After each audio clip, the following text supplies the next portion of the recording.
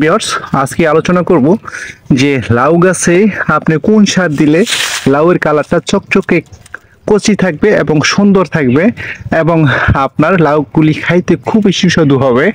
তো এই লাউগুলি যখন আপনি বাজারে নেবেন, অন্য অন্য যারা লাউ আনবে তাদের থেকে আপনার লাউগুলি যাতে প্রতি পিস লাউ 5 থেকে 10 টাকা বেশি পান, কোন সারটা দিলে তো এরকম চকচকে করা লাউ থাকবে সেই বিষয়ে আলোচনা করব।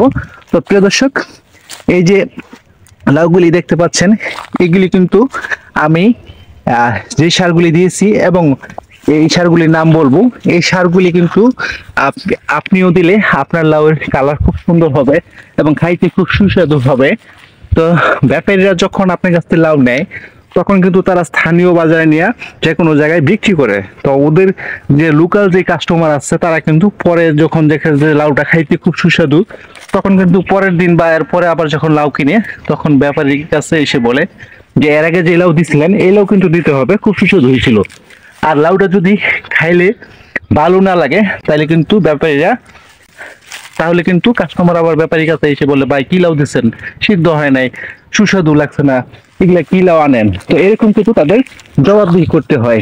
তো তার জন্য আমি যে লাউগুলি বাজারে নিই, তো অন্য যাদের কাছ থেকে লাউগুলি ব্যাপারীরা কিনে তাদের থেকে কিন্তু প্রতি পিস লাউয়ে আমার 5 থেকে 10 টাকা বেশি আমাকে দেয়। তো এখন আপনার এবং আগে থেকে কিন্তু বলে দেয় যে কালকে আবার বা পরের দিন আমাকে আবার 20 পিস বা 30 পিস লাউ দিতে হবে, এরকম অর্ডার দিয়ে দেয়। তো এর কারণ কি? কারণ হচ্ছে আমি যে সারগুলি দিই এই সারগুলি কাজ হচ্ছে আপনার লাউয়ের কালার সুন্দর এবং চকচকে করা এবং লাউটা মোমের মতন সিদ্ধ হয়ে যাবে এবং সুস্বাদু হবে।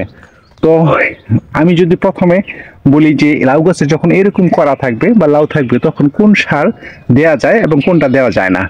তো আপনার লাউ গাছে যদি এরকম করা থাকে তাও বা এরকম লাউ থাকে ধরা, তখন কিন্তু আপনি ইউরিয়া পটাশ সার দিতে পারবেন না। দিলে হবে আপনার লাউয়ের যে কড়াগুলি আছে এগুলো নষ্ট হয়ে যাবে, পচে যাবে। আর যখন আপনার লাউ গাছ ইউরিয়া পটাশ কখন দিবেন? যখন লাউ গাছে উঠার আগ পর্যন্ত দিবেন। যখন লাউ ধরা শুরু করে তখন কিন্তু ইউরিয়া পটাশ দেওয়া যাবে না।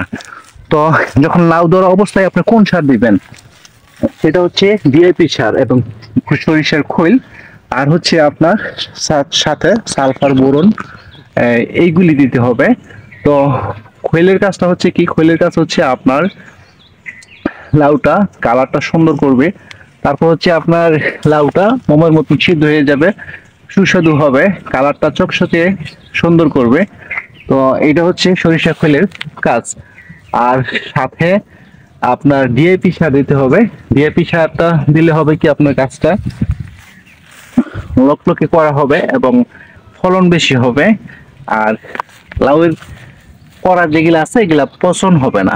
ইউরিয়া পটাশ লাউ ধরা অবস্থায় দিলে কিন্তু আপনার লাউগুলি পচে যায়, কড়াগুলি নষ্ট হয়ে যায়, তার ফলে আপনি লসে থাকবেন। তো এর জন্য আপনাকে ইউরিয়া পটাশ সার আপনার লাউ ধরা অবস্থায় দেওয়া যাবে না। আর ইউরিয়া পটাশ যদি বেশি দেন তাহলে লাউটা সিদ্ধ হবে না এবং যারা কিনে খাবে তারা কিন্তু আপনার যার কাছে আপনি বিক্রি করবেন সেই ব্যাপারীরা নিয়ে কিন্তু লোকাল কাস্টমারের কাছে বিক্রি করে তারা কিন্তু ব্যাপারীকে দোষারোপ করবে যে ভাই কি লাউ দিচ্ছেন, একটু মজা নাই। তো প্রিয় দর্শক, আশা করি এই সারগুলি দিবেন এবং এই সারের সাথে আরেকটা বিষ দিতে হবে, কীটনাশক। সেটা আপনি স্প্রে করে দিলেও পারেন পানির সাথে, অথবা সারের সাথে মিক্স করে দিবেন। সারের সাথে মিক্স করে দিলে গাছের শিকড়ের মাধ্যমে শোষণ করে খাবে। তো এই যে এই বিষের নাম হচ্ছে সাহার। তো এটা মূলত কাজটা কি? কাজটা হচ্ছে গাছগুলি গ্রোথ বৃদ্ধি করবে এবং ফলের যে লাউয়ের যে কড়া আছে এগুলা পচন রোধ করবে। তো এটা হচ্ছে একটা ছত্রাকনাশক এবং মাকড়নাশক, একটা আপনার ফাউডার জাতীয় দানাদার বিষ। এটা আপনি স্প্রে করতে পারেন অথবা মাটির সাথে দিতে পারেন। তো এটা গাছ খেয়ে গাছের রোগ প্রতিরোধ ক্ষমতা বৃদ্ধি হবে এবং হচ্ছে আপনার গাছের যে লাউর অনেক সময় দেখি আমরা ভিডিও দেখি লাউ কড়া পচে যায়, তো সেটাও কিন্তু আপনার পচন রোধ করবে। আমি এই যে গাছে দেখতে পাচ্ছেন যে মাত্র একটা ফেরোমন ফাঁদ দিয়েছে ওই সাইডে, এছাড়া আর ফেরোমন ফাঁদ দেই নাই। এবং গাছে এই যখন আপনার গাছে লাউ গাছে এই মাছায় যখন এই গাছ উঠছে তখন একবার বিষ স্প্রে করছিলাম, তারপর কিন্তু কোনো প্রকার বিষ স্প্রে করি নাই এবং আমার লাউ করা কিন্তু পচে নাই। দেখতে পাচ্ছেন যে অসংখ্য লাউ ধরছে, শত শত লাউ আল্লাহর রহমতে ধরছে।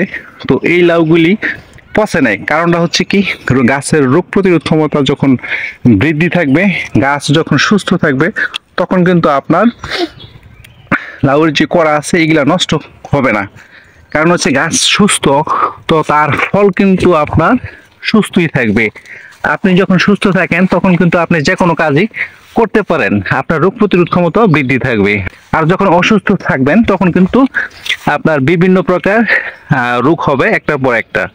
তো এর জন্য আপনাকে অবশ্যই এই যে এই সারগুলির কথা আমি বলছি, এই সারগুলি দিবেন লাউ ধরা অবস্থায়, অথবা আপনার যে কোনো টাইমে দিতে পারেন এই সারগুলি।